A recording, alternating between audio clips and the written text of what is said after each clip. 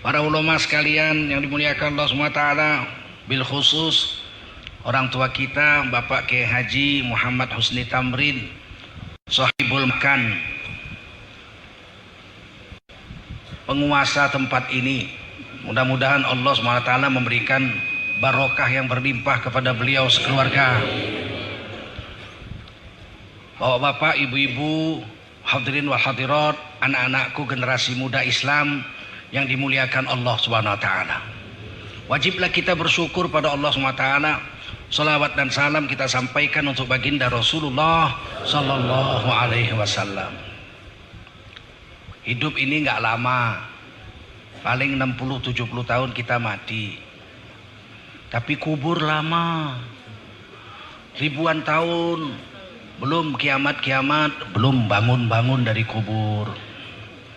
Akhirat lama, di padang mahsyar nanti semua manusia dikumpul, binatang-binatang dikumpul. Alaihissallahu biahkamil hakimin. Tidak ada hakim yang paling adil kecuali Allah.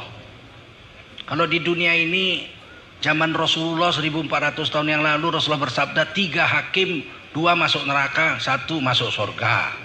Kalau sekarang 1000 hakim, mungkin 1001 masuk neraka. Tambah satu menterinya. Wallahu a'lam, ngeri akhir zaman ini. Tapi akhirat Allah jadi hakim yang paling adil. Binatang, manusia dikumpul semua. Binatang diadili. Dalam hadis di dalam kitab Riyadhus Shalihin diceritakan kambing hitam nanduk kambing putih di dunia. Kambing hitam badannya besar, panjang tanduknya. Kambing putih badannya kecil, nggak punya tanduk, nggak berani bales. Ditanduk sama kambing hitam, tuk, nggak berani bales kambing putih. Di akhirat Allah hadirkan kedua-dua kambing. Kambing putih dibesarkan badannya, dipasang tanduknya panjang. Kambing hitam dikecilin, tanduknya dicabut. Kata Allah, hei kambing putih, dulu kamu di dunia ditanduk oleh kambing hitam. Sekarang kamu balas. Maka kambing putih membalas, tuk. Setelah dibalas, dua-dua kambing dijadikan jadi tanah. Di dunia ular makan kodok. Nanti di hari kiamat kodok makan ular. Habis itu dua-duanya dijadikan tanah. Sedangkan manusia tidak jadi tanah. Manusia dibagi 3 golongan. Golongan pertama golongan kafir. Golongan kafir. Ini 4 tahun ini bilang kafir nggak boleh. Jangan bilang kafir.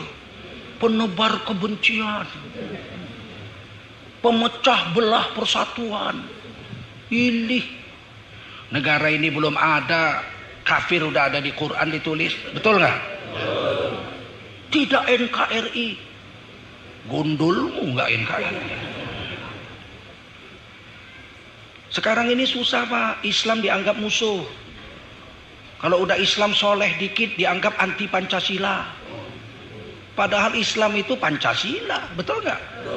Justru yang tidak Islam yang tidak Pancasila, betul? Kalau Islam ini Pancasila, jadi orang kaya bayar zakat, betul nggak? Sedekah, betul nggak? Kalau orang itu golongan sono itu dosanya aja dipinjam nggak dikasih.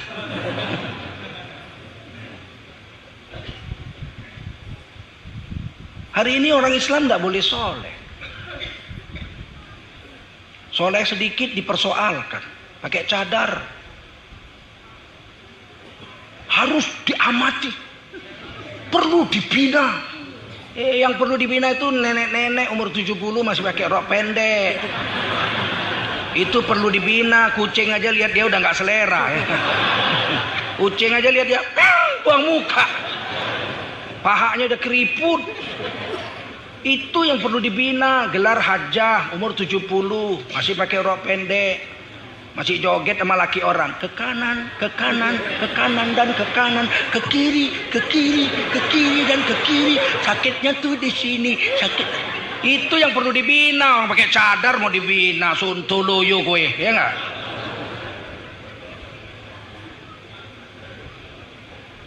Kayak serban, pakai jubah, dibilang anti Nusantara. Padahal waktu Indonesia belum berdiri masih namanya Nusantara. Yang berseliweran mendakwahkan agama Islam namanya Wali Songo. Betul? Pakai jubah serban. Betul nggak? Kok sekarang dibilang jubah serban itu ke Arab-Araban? Padahal semua pahlawan nasional pakai jubah serban. Pendiri Ormas Islam tahun 1901, Jamiatul Khairat di Tanah Abang, semuanya pakai serban. Betul? Syarikat Islam 1905 pakai serban. Persis Matlaul Anwar 1916 di Menes Banten pakai jubah serban. Persis 1923 di Bandung pakai jubah serban. NU 1926 di Jawa Timur pendiri-pendirinya pakai jubah serban. Al-Wasliyah di Medan 1926 pakai jubah serban. PUSA Persatuan Ulama Seluruh Aceh 1934 pakai jubah serban semua. Nggak ada yang pakai jas. Itu pahlawan nasional semua, betul? Hari ini sengaja dibelokkan gara-gara kepentingan politik dan perut. Gara-gara kepentingan politik dan ada orang yang takut kalau Islam itu jadi militan. Orang kalau jadi orang Islam yang baik pasti anti sama satu partai tertentu. Mereka takut sekali. Islam mulai disingkirkan itu sejak merdeka. Waktu mau merdeka orang Islam perang mati-matian. Betul? Udah merdeka 1955 pemilihan umum pertama. 4 partai besar pemenang pemilu. Nomor 1 Masyumi, Majelis Syuro Indonesia, yang didirikan oleh Yai Hashim Asy'ari 3 minggu setelah Indonesia merdeka di Yogyakarta. Kongres Umat Islam pertama. Sama kursinya 58 kursi Partai Nasional Indonesia. Partai Nasional Indonesia pimpinan Bung Karno. Yang ketiga Partai Nahdlatul Ulama. Pemenang keempat Partai Komunis Indonesia PKI. 4 tahun tidak berhasil menentukan Undang-Undang Dasar 45, Undang-Undang Dasar Negara Republik Indonesia. 5 Juli 1959, 4 tahun setelah pemilu, konstituante itu dibubarkan oleh Bung Karno. Bung Karno membuat satu kebijaksanaan Nasakom. Tahu Nasakom? Nasionalis, agama, dan komunis disatukan. Nasionalisnya diwakili oleh Partai Nasional Indonesia pimpinan Bung Karno PNI. Agamanya diwakili oleh Partai Nahdlatul Ulama, dan PKI-nya, komunisnya diwakili oleh Partai Komunis Indonesia, Nasakom. Masyumi nggak mau gabung, Masyumi nggak mau kerjasama sama komunis. Akhirnya Masyumi 1960 setahun kemudian dibubarkan oleh Bung Karno. Di sini udah kelihatan Islam tuh mulai disingkirkan. Partai pemenang pemilu, partai Islam terbesar dibubarkan tahun 60. Tahun 65 komunis memberontak. Partai Islam yang masih hidup itu waktu itu NU bersama Bung Karno bersatu dengan komunis. Tahun 65 PKI berontak. Yang paling banyak disembelih adalah ulama-ulama NU. Nah, ini udah dua-duanya disingkirkan. Masyumi dibubarkan tahun 60, NU disembelih tahun 60. Udah kelihatan Islam itu disingkirkan di negeri ini. Mereka mengatakan presiden kita tuju Islam semua. Ya, Islamnya yang kayak mana? Bab Islam di Indonesia ini ada 3 kelompok. Pertama, orangnya Islam Muslim tapi sekuler, jijik dengan agama. Paham? Sekuler tuh jijik dengan agama. Dia cuma pakai agama itu waktu lahir, sunatan, kawinan, mati. 4 itu aja. Itu namanya sekuler. Kawinan pakai agama, ijab kabul, tapi habis ijab kabul joget-joget. Joget-joget. Iwak kenge.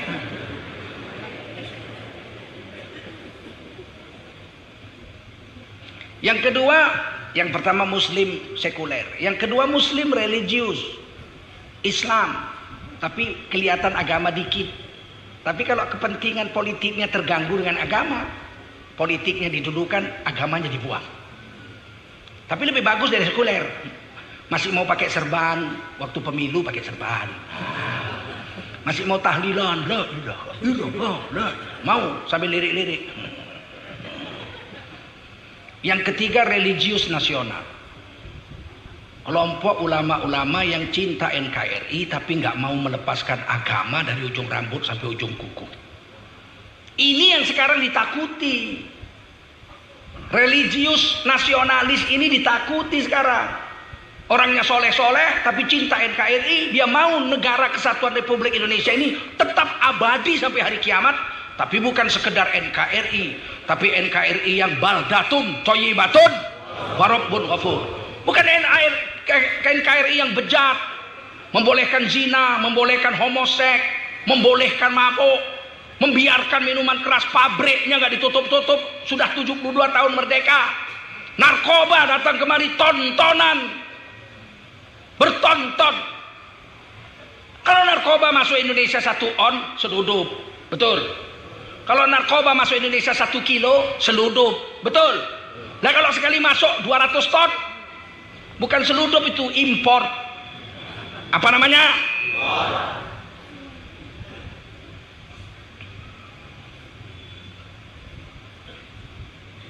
Jangan dibilang orang-orang yang religius nasionalis ini tidak nasionalis, tidak Pancasila. Bapak-bapak, ibu-ibu, tujuan Indonesia merdeka ditulis di pembukaan Undang Dasar 45. Merdeka. Kita sudah merdeka belum? Merdeka belum? Sudah, 17 Agustus 1945. Negara kita sudah merdeka, namanya Negara Kesatuan Republik dari Sabang sampai Merauke. Secara de facto negara kita sudah merdeka. Secara hukum de jure kita sudah merdeka. Tapi secara ekonomi belum. Secara ekonomi belum. Pasal 33 Undang-Undang Dasar 45 sudah ditulis oleh pendiri-pendiri negara ini. Air, bumi, dan kekayaan alamnya dikuasai oleh negara dan dipergunakan seluas-luasnya untuk kepentingan rakyatnya. Sudah belum? Belum. Air ini dikuasai asing. Kalau kita beli di pasar, Aqua, Ades, Le Minerale. Nyebutnya aja susahnya bukan main. Le Minerale. Asing punya semua, betul? Melanggar undang-undang nggak? Melanggar undang-undang dasar nggak? Maka Majelis Ulama dengan ormas Islam bermusyawarah. Ini kan negara hukum. Nggak boleh kita datang, kita bakar pabrik asing itu. Kita datang ke Mahkamah Konstitusi, diwakili oleh ormas Muhammadiyah, menuntut Mahkamah Konstitusi agar air dikuasai oleh negara. Karena dikuasai asing bertentangan dengan Undang-Undang Dasar 1940. Menang. Muhammadiyah menang. Nggak boleh air dikuasai asing, dicabut. Tapi sampai sekarang sudah 4 tahun sejak kemenangan di Mahkamah Konstitusi bahwa air nggak boleh lagi dikuasai asing. Tapi sampai sekarang pemerintahnya lelet. Tahu lelet? Bahasa apa sih lelet itu? Lelet itu siput sakit gigi. Jalannya udah 4 tahun. Keputusan Mahkamah Konstitusi belum dilakukan oleh pemerintah. Air tetap dikuasai asing. Ada apa? Presiden kita orang Indonesia apa enggak? Presiden kita orang Indonesia enggak? Jadi kenapa enggak diambil itu air? Ada apa? Tetap aja dikuasai asing. Putusan Mahkamah Konstitusi tidak didengar. Gitu mah 2 periode lu. Siap 2 periode? Siap. Air, duit kita kita ini satu tahun 2.300 triliun. Berapa? Duit negara Indonesia ini satu tahun 2.300 triliun. Banyak apa enggak? Duit semua enggak campur daun. Masa bikin pabrik air minum 1 triliun aja nggak bisa? Bukan nggak bisa, nggak mau. Nggak. Kabupaten Kulon Progo. Kulon Progo itu di Yogyakarta. Ada satu kabupaten miskin. Bupatinya bikin air minum. Disebut mereknya Air Merdeka. Seluruh rakyat Kulon Progo beli air minum cuman merek Merdeka.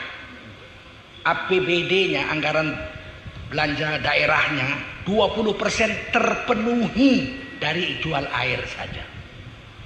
Kalau Indonesia, Republik Indonesia bikin air Pancasila, saya rasa nggak perlu utang sama Cina, bener nggak? Cina datang sini melet, ayah, lu orang mau utang, tidak mau deh.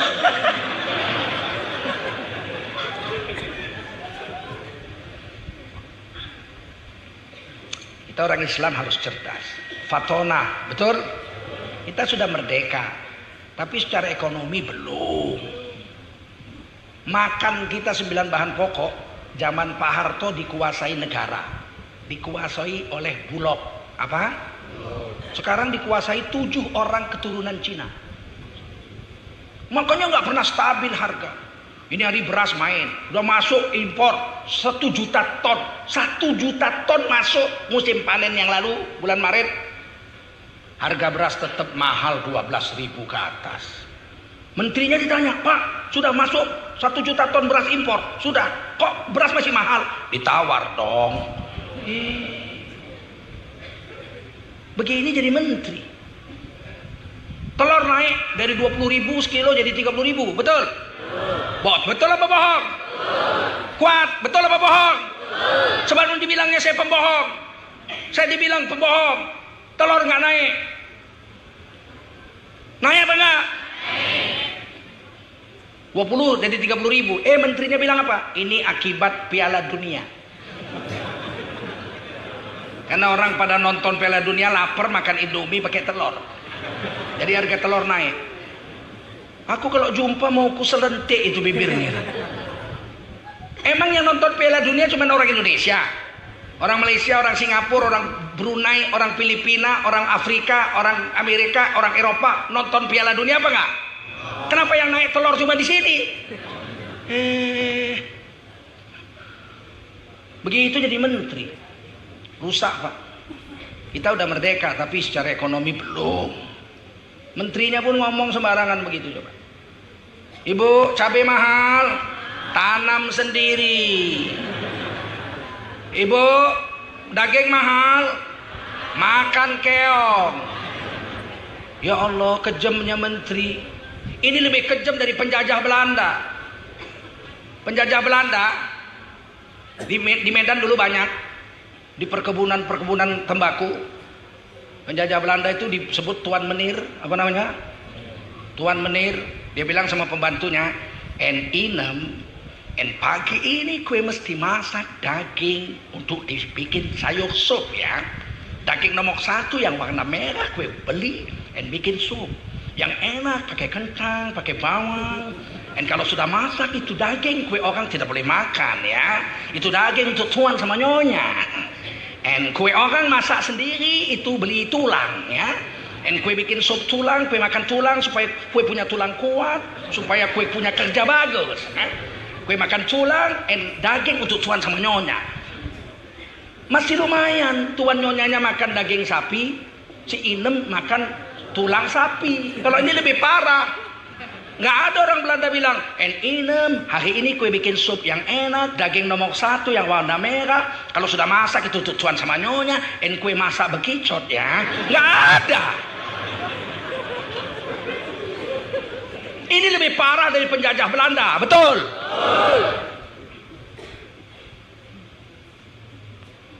Saya ini udah tua, udah hidup lama. Sejak zaman Orde Lama saya sudah hidup. Jadi udah melihat ini yang paling parah 4 tahun ini. Enak aja ngomong. Sarden, Bu Menteri, Sarden ada cacing. Wah, itu bagus, tambahan protein. Astagfirullah. Itu yang ngomong dokter, Menteri Kesehatan dokter. Datang satu menteri lagi, orang-orang miskin kalau beras mahal supaya orang-orang miskin diet. Miskin diet. Miskin diet.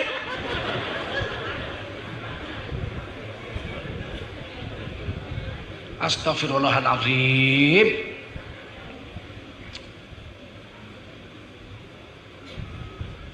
Kenapa banyak menteri yang begini? Karena presidennya keliru milih. Betul nggak?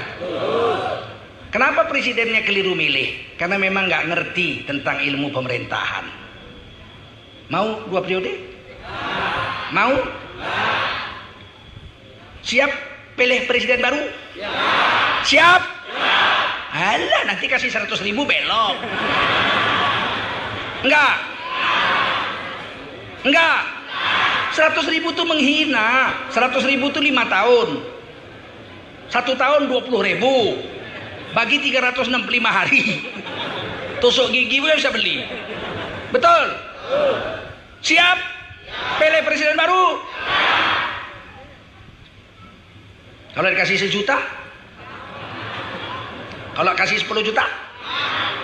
Kalau diangkat jadi anggota BPIP? 100 juta sebulan? Atau jadi komisaris? Bagus. Takbir, Allahu Akbar. Takbir. Kami ini para ulama kalau mau jadi penjilat, oh kaya, betul nggak? Ulama pun pandai juga jilat.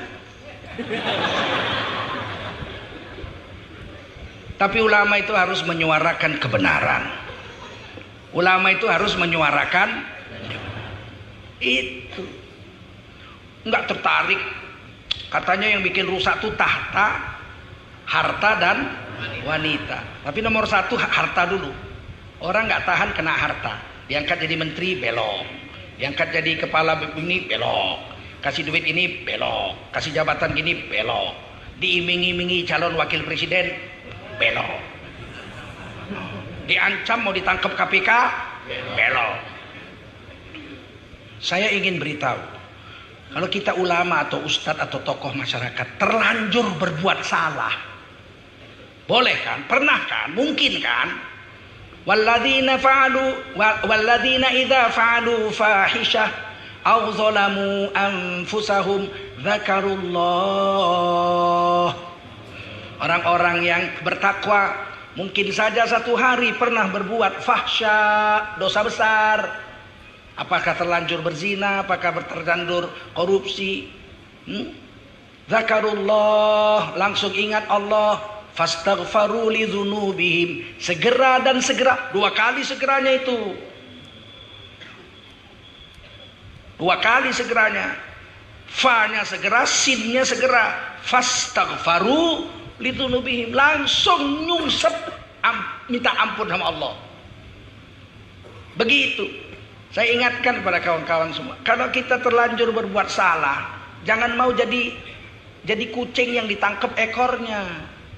Nih salah lu udah gua ketahuan nih. Mulai besok lu ngomong apa yang gua perintahkan. Lu jadi remote, bilang begini, bilang begitu, bilang begini, bilang begitu. Dia mau membantah nggak berani, dosanya ditangkap. Paham? Lu pernah mut'ah ya, ketahuan nih bukti-buktinya nih ya. Sekarang mulai besok lu bilang begini, bilang begini. Awas lu kalau ngelawan, gua bongkar. Lu masuk sini, kalau enggak gua bongkar korupsi lu. Sebaiknya kita ini kalau udah ketahuan salah, lebih baik ngaku. Saudara-saudara, maafkan saya. Saya telah melakukan kesalahan. Kesalahan saya sudah diketahui oleh lawan politik. Sekarang saya disandera. Kalau saya mau bikin begini, bikin begitu, nggak boleh. Saya harus bela dia mati-matian. Kalau nggak mau dosa saya akan dibongkar di hadapan umum.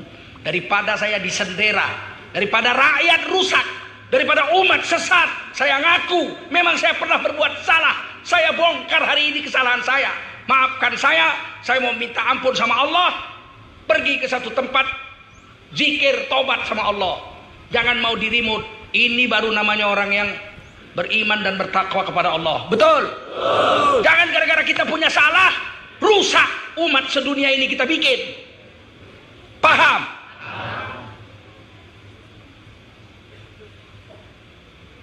Tidak ada orang yang tidak bersalah.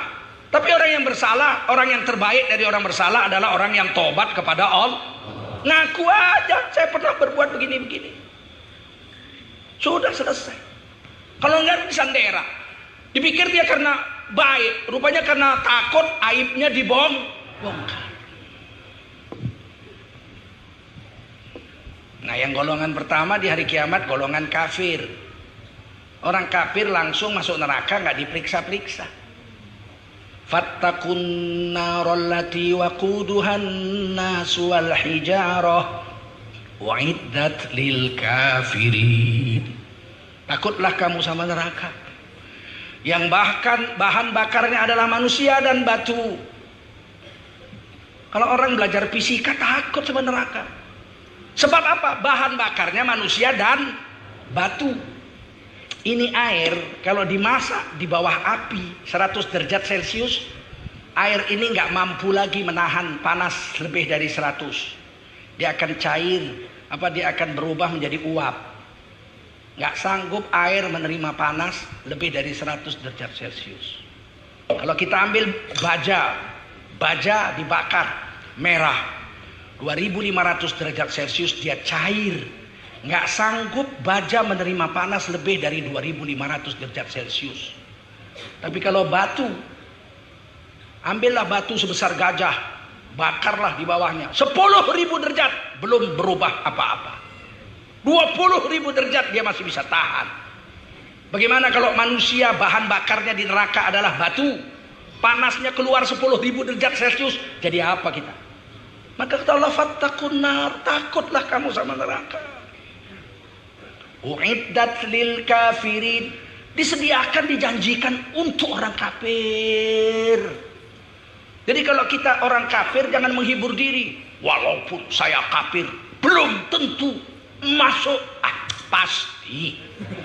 Pasti nggak usah menghibur diri. Ente kafir, ya pasti masuk neraka. Obatnya cuma masuk Islam, ucapkan 2 kalimat syahadat. Habis ceritanya. Oh, saya nggak percaya dengan agama kamu. Menurut agama saya masuk surga. Lakum dinukum waliyadin. Saya nggak urusin. Tapi ente jangan marah kalau kami bilang orang kafir masuk neraka, karena ini ajaran Al-Quran. Golongan kedua, golongan takwa. Wasiqal ladzina taqaw rabbahum ilal jannati zumara. Allah giring orang bertakwa serombongan masuk surga, nggak diperiksa-periksa. Kenapa orang bertakwa masuk surga nggak diperiksa? Karena surga itu uiddat lil muttaqin. Itu surga dijanjikan, disediakan khusus untuk orang-orang yang bertakwa saja, pakai saja. Kafir masuk neraka, takwa masuk. Periksanya nggak berat-berat. Kalaupun diperiksa cuma lihat tandanya aja. Fa amma man utiya kitabahu biyaminih fasawfa yuhasabu hisaban yasira. Siapa yang dapat catatan amal tangan kanan, orang bertakwa, dia masuk surga dengan pemeriksaan yang enteng saja. Masya Allah. Lihat wajahnya aja malaikat sudah tahu. Kalau dia ahli wudhu, ahli sholat, katanya min atharil wudhu wa min atharis sujud munawwir yaumal qiyamah. Bekas wudhu, bekas sujud itu bercahaya di hari kiamat, lebih terang dari matahari. Sehingga malaikat lihat, raine morop. Sampeyan sinten? Kula niki umat Kanjeng Rasul. Oh nggih. Ajeng teng pundi? Ajeng teng surga mawon. Oh nggih, monggo. Malaikat bisa bahasa Jawa enggak? Malaikat bisa bahasa Jawa enggak? Enggak. Bisa. Mana hadisnya? Alah, enggak usah pakai hadis lah. Pakai akal aja terima. Loh, dalil itu harus Quran hadis. Tidak. Dalam Islam dalil itu ada 2. Dalil nakli Quran dan hadis. Dalil akli pakai Kalau kami menceritakan aib kawan kami pakai bahasa Jawa, Kira-kira malaikat nulis dosanya nggak? Nulis nggak? Berarti ngerti. Kalau enggak kan dia bingung ngomong apa. Gitu aja kok repot sih. Kalau dia ahli sholat, ahli wudhu, bekas wudhunya, bekas sujudnya bercahaya. Itu makanya kenapa wudhu itu wajah, tangan, pala, kuping, kaki. Kenapa enggak udelnya di wudhu? Karena yang tidak dibungkus baju, wajah, tangan, kepala, kuping, kaki tidak dibungkus baju. Di hari kiamat nanti bercahaya kelihatan sama semua orang, termasuk malaikat-malaikat lihat bercahaya. Masuk surga pintunya 8. Pintu pertama namanya babus sholah, pintu ahli sholat. Hanya orang yang bercahaya bekas sujud dan wudhunya yang boleh masuk lewat babus sholah. Itu tanda-tandanya itu. Ada babur royan, pintu untuk orang puasa. Kalau kita rajin puasa di dunia, puasa Ramadan nggak pernah tinggal diganti, puasa sunat Senin Kemis tengah bulan, puasa Sya'ban, puasa Rajab, puasa bulan-bulan haram. Nanti dari kiamat ada tandanya. Tandanya apa? Bukan bercahaya, enggak. Saya udah cari-cari, orang puasa bercahaya enggak? Oh, yang sholat betul bercahaya, yang wudu betul bercahaya. Kalau puasa apa tandanya? Kata Rasul dalam hadis, la khulufu famis shaim atyabu indallahi min rihil misik. Demi sesungguhnya bau mulut orang puasa, di dunia bau enggak mulutnya? Orang puasa bau enggak mulutnya? Di akhirat nanti di sisi Allah lebih harum dari minyak kasturi. Sehingga ahli puasa itu cukup ngasih salam aja sama malaikat penjaga akhirat itu. Assalamualaikum, keluar dari mulutnya. Bau harum, malaikat cium. Aduh, wow, this is a very good smell. Where do you want to go? I just want to go to paradise. Okay, please go. There is a special door for you. Oh, Babur Royan, please enter the door. Malaikat bisa bahasa Inggris nggak? Pandai.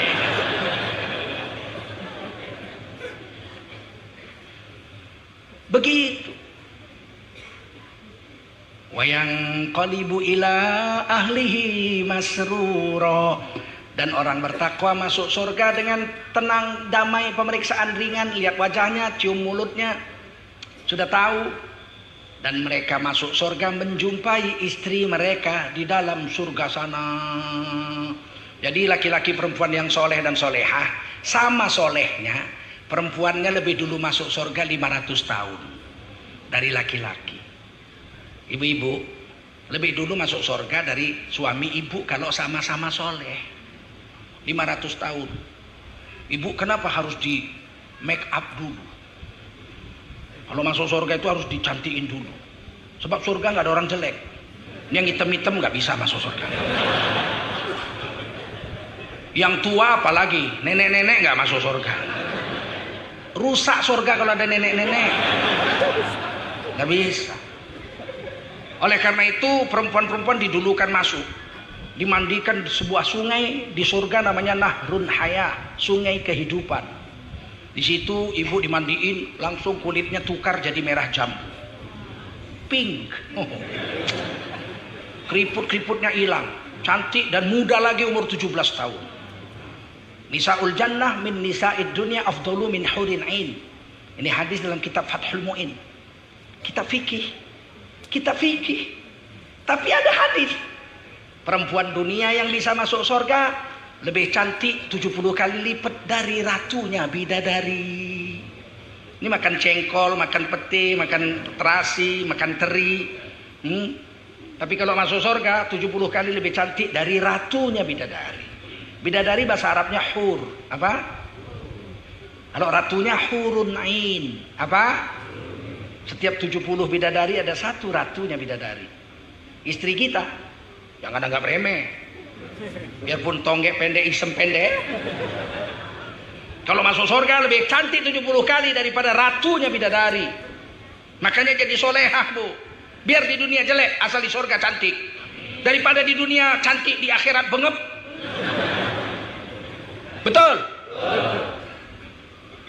Kita kalau lihat bidadari mangapnya 70 tahun. Itu bidadari penjaga taman.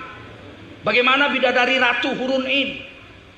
Bidadari yang jaga taman kita lihat mangap. Dipegang bahu kita sama bidadari. Mas, Mas lihat saya udah 70 tahun mas. Kamu istri saya? Bukan, pelayan. Saya pelayan. Istri udah nunggu di dalam istana.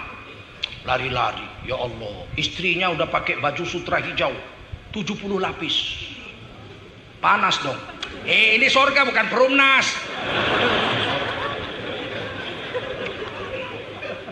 Tujuh 70 lapis sutra hijau. Kulitnya merah jambu.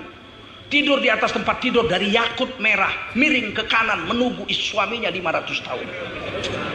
Sabaminahe koce hotahe.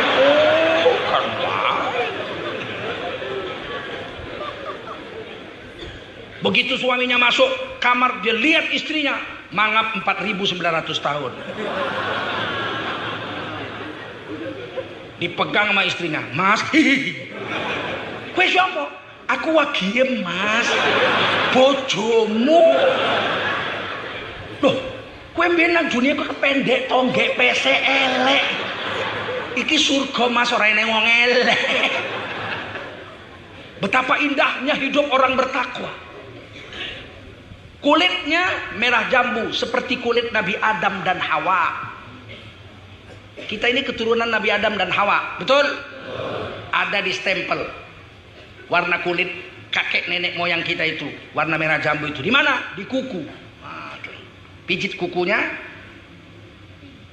Kalau hitam keturunan monyet.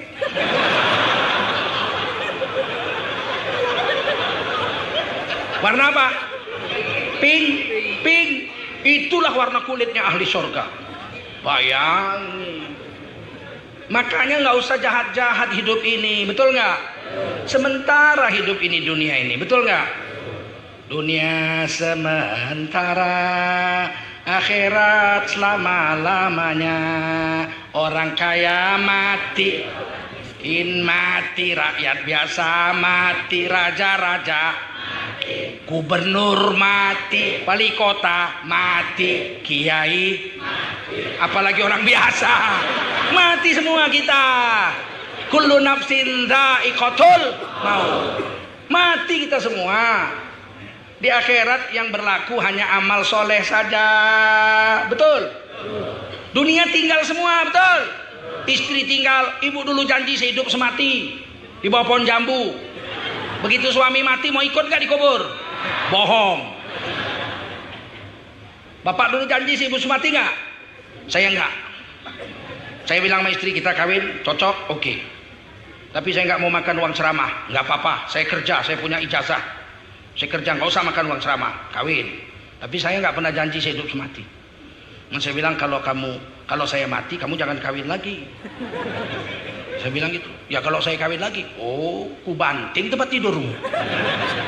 Malam pengantin aku datang, ku banting tempat tidurmu. Biar masuk koran kau. Ih abang, macam mana kau kawin lagi? Rumahku, tempat tidur aku yang beli, mobil aku yang beli, sepeda motor aku yang beli. Toto dinaiki orang, aku banting lah. Ya. Terus dia bilang kalau saya mati abang kawin lagi? Pasti.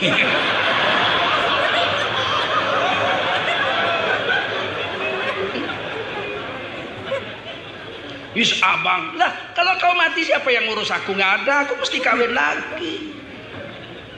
Kalau abang mati, kalau aku mati kau bisa diuruskan anakmu, anak perempuanmu mandiin kamu cocok. Nah, kalau saya dimandiin anak perempuan, nggak cocok. Saya mesti kawin lagi kalau mati istri saya.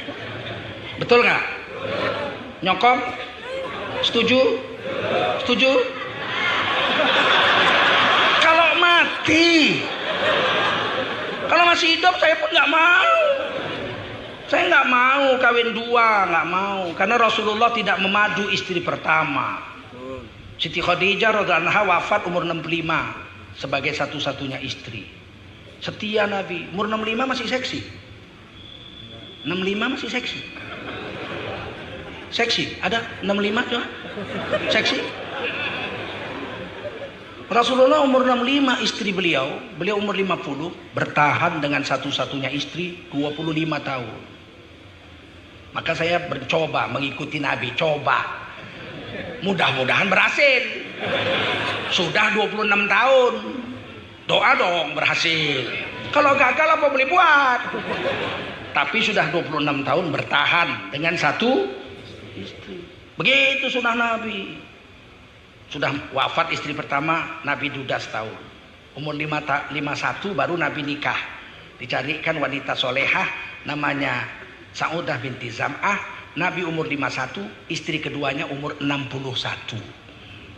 Begitu Nabi. Ini apa kabar? Alhamdulillah. Kenapa? Istri 3. Nomor 1 umur berapa? 61. Nomor 2 16.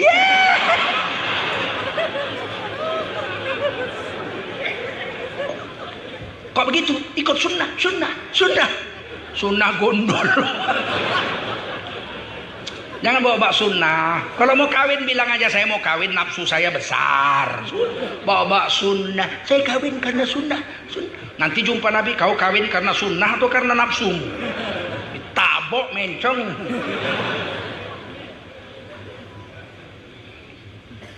Takwa masuk surga bersama istri. Tapi istri duluan masuk surga 500 tahun. Banyak orang nanya sama saya tuh, Pak, kalau saya mati suami saya di surga siapa? Ya suami ibu yang di dunia ini juga. Banyak laki-laki nanya, Pak Ustadz, kalau istri saya mati siapa istri saya di surga? Istrimu yang di dunia ini juga, asal sama-sama muslim, sama-sama soleh. Mana dalilnya? Dalilnya surah Yasin, semua kita hafal. Hum wa azwajuhum fi dhilalin 'alal araiki muttaqiun lahum fiha fakihatun wa lahum ma yad'un salamun qaulam mir rabbir rahim. Mereka dan istri mereka akan bersama-sama dalam surga yang naungannya indah dan sejuk nyaman. Minta apa saja di surga itu akan diberi oleh Allah. Hum wa azwajuhum. Makanya siapa istri kita di surga? Ada laki-laki nanya, istrimu di surga, istrimu yang di dunia ini juga. Protes, ya dia lagi, dialah. Hei, istrimu ini akan lebih cantik dari ratu bidadari, tahu? Kurang apa? Ada perempuan nanya, Ustaz, siapakah suami saya di surga? Menurut Quran surah Yasin, suami ibu di surga adalah suami ibu yang di dunia ini. Langsung nangis gerung-gerung perempuan itu. Saya pikir terharu. Udah siap nangis, dia bilang, ya Allah Ustaz, suami saya dia lagi. Iya, cukuplah menderita 25 tahun bersama. Ditambah jutaan tahun di surga, ya Allah. Maka suami jangan jahat-jahat sama istri. Khairukum li ahlihi. Laki-laki terbaik adalah laki-laki yang paling baik terhadap istrinya. Wa ana khairukum li ahli. Dari kamu semua yang paling baik terhadap istri adalah aku. Paham? Laki-laki terbaik bukan yang paling banyak sholat sunat. Sholat sunat baik, tapi bukan yang terbaik. Yang banyak puasa sunat laki-laki terbaik? Bukan. Rasul nggak bilang begitu. Puasa sunat itu baik, tapi bukan yang Rajin sedekah baik, tapi bukan yang terbaik. Siapa yang terbaik? Yang terbaik di antara kamu, hai laki-laki, yang paling baik terhadap istrinya. Hebat Rasulullah, ini satu kalimat tapi mantap. Cukup. Seandainya seluruh dunia mengatakan Tengku Zulkarnain adalah laki-laki terbaik sedunia, the best man of the year, masuk TV, masuk koran, datang wartawan ke rumah saya 200 orang. Mr. Tengku, how can you be the very best husband in the world? Oh, bahasa Inggrisnya begitulah kira-kira. Kok bisa jadi laki-laki terbaik sedunia? Terus saya terangkan, saya itu begini. Tiba-tiba istri saya datang dari dapur.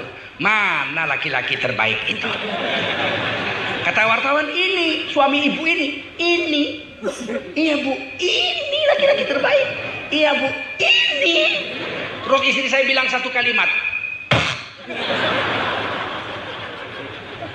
Maka pulanglah 200 wartawan sedunia.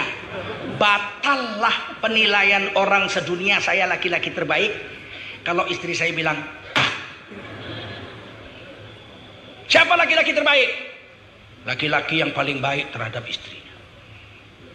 Kalau istri kita udah bilang suamiku hebat, soheh itu. Datang istri kita ke warung. Mbak kok senyum-senyum terus tiap hari sih, ceria. Padahal mbak kan miskin. Belanja aja. Karena menurut pemerintah, Badan Pusat Statistik Nasional, uang siapa yang bisa cari duit 11.000 sehari tidak miskin. Setuju? 11.000 sehari tidak miskin, setuju? Patutlah angka kemiskinan sekarang turun jadi 9,8%. Masa iya saya cari? Rupanya parameternya diturunkan. Yang punya duit 11.000 sehari tidak miskin lagi. Orang yang punya gaji 361.000 sebulan tidak miskin. Kalau begitu aku pun pandai jadi presiden. Kalau saya jadi presiden, hari pertama tidak ada lagi kemiskinan di Indonesia. Kenapa? Karena ukuran miskin saya turunkan. Siapa punya uang 1.000 kaya.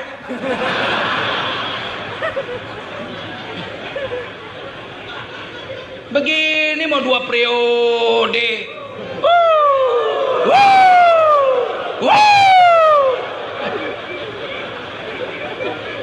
Saya tidak fitnah. Itu keputusan Badan Pusat Statistik Nasional tahun 2017, setahun yang lalu.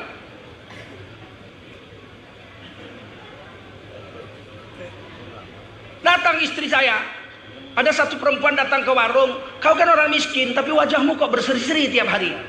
Saya ini alhamdulillah punya suami. Apa? Suami mbak? Suami saya? Suamimu itu miskin, tonggek, pesek, pendek, bengek. Betul, suami saya miskin, tonggek, pendek, pesek, bengek.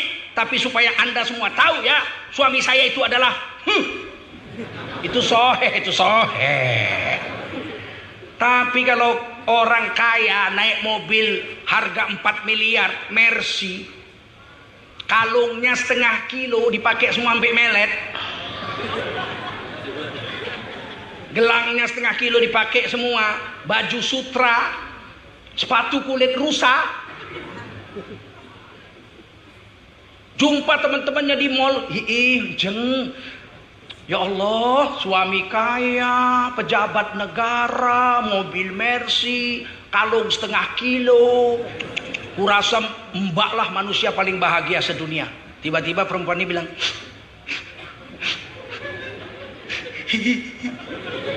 kalian tidak tahu penderitaanku. Cukuplah aku yang merasakan. Udah jelas suaminya sontoloyo itu. Betul. Nabi ini kalau ngomong sederhana aja. Khairukum li ahlihi. Laki-laki terbaik adalah laki-laki yang paling baik terhadap istrinya. Wa ana khairukum li ahli. Dari kamu semua laki-laki, aku Rasulullah yang paling baik terhadap istriku. Rasulullah itu kalau manggil istri bukan namanya. Ya Khadijah, bukan. Ya Habibi. Ya Habibi. Wahai kekasihku, buah hatiku, intan manjaku. Yang make itu sekarang orang Jepang, orang Inggris. Orang Inggris kalau manggil istrinya orang Amerika, honey, sweetheart, my love, I love you baby, baby. Begitu orang kafir ikut Rasulullah manggil istri, I love you baby, goodbye my love. Kita manggil istri malah 7 keturunan Islam. Woi, buka pintu woi. Kok lama sekali bukanya woi. Siapa yang ngajari kita sama istri begitu? Datang tamu, bilang sama istrinya di dapur, woi, bikin kopi woi, 2 woi, yang banyak gulanya woi. Untung istrinya nggak jawab, gula habis woi, belanja dulu woi. Kok sama istri kok woi. Mulai besok pagi panggil istrimu, honey. Betul nggak? Saya manggil istri saya ayang, yang. Karena itu enak. Kalau lagi seneng, yang artinya sayang. Kalau lagi marah, yang peang. Gitu.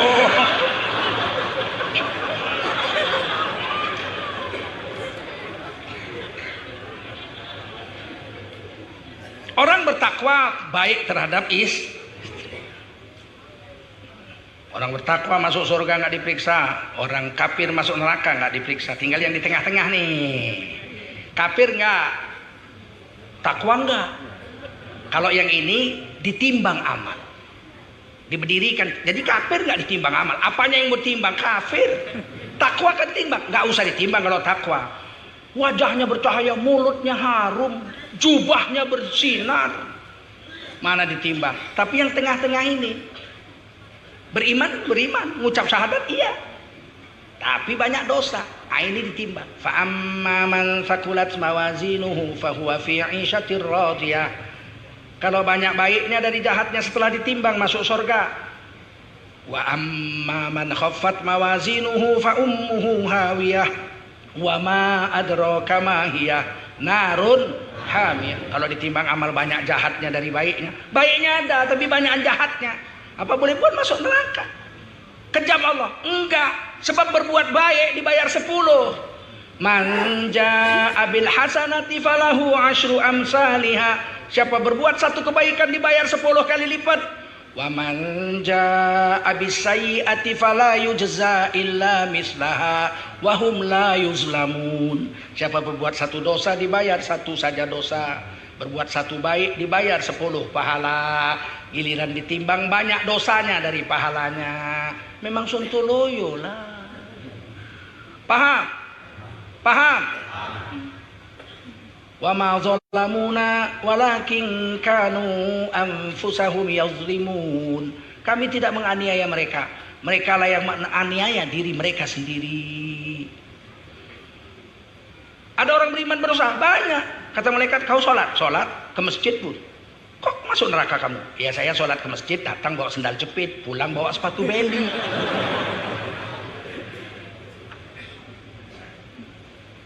Banyak mengganggu orang, banyak menyengsarakan orang. Bahaya ini orang walaupun beriman. Jadi bukan walaupun dia orang beriman, kita orang beriman. Kita orang berimannya lihat dulu ngerusak agama apa enggak. Betul? Orang beriman ngerusak agama. 72 tahun merdeka. Udah, betul? Hampir 73 tahun. 7 kali sudah ganti presiden. Belum pernah ada presiden manggil orang baca Quran di Istana Negara pakai lagu Jawa. Belum pernah. Bung Karno anak Raden, orang Jawa. Pak Harto, menantu daripada Kanjeng Haryo Pangeran Sumo Haryomo. Habibie ibunya orang Solo. Gus Dur orang Jawa asli. Ibu Megawati pun orang Jawa. SBY orang Jawa. Nggak pernah manggil pembaca Quran ke istana lagu Jawa. Sekarang terjadi. Mau Isra Mi'raj di istana, panggil baca Quran lagu Jawa. Ya ayyuhalladzina amanu aufu bil uqud. Kurang ajar sama Quran. Presidennya seneng. Menterinya lihat presiden langsung senyum. 2 minggu kurang lebih kemudian menteri pidato di Minahasa sana di Manado. Kita akan membuat musabaqah tilawatil Quran tingkat nasional, lagunya lagu daerah. Saya ngamuk terus langsung protes keras. Seluruh qori-qoriah bikin simposium di Masjid Istiqlal, mengeluarkan resolusi menolak musabaqah tilawatil Quran pakai lagu-lagu daerah Indonesia. Berani. Kalau kita macam yang dibilang pendukungnya itu, jangan nyinyir, adem. Baca Quran lagu Jawa, adem.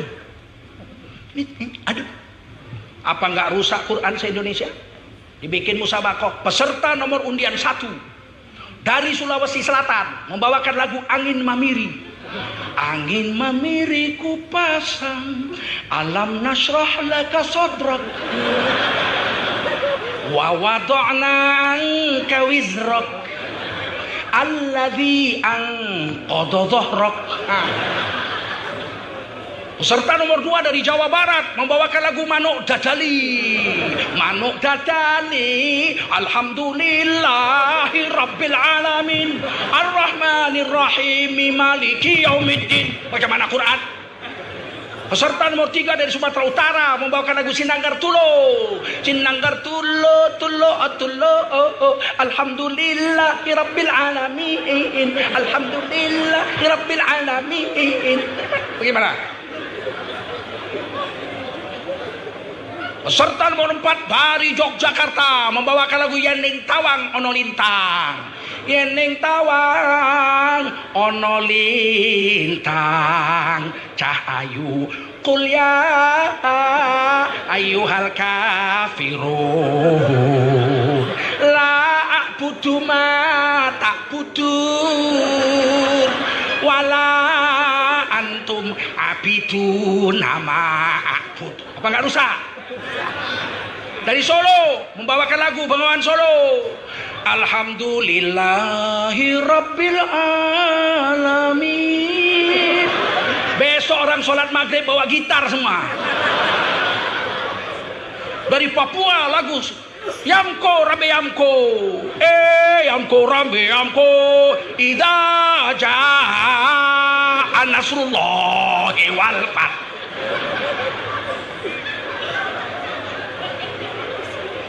Sudahlah ekonomi dirusak, utangnya hampir 5.000 triliun, betul?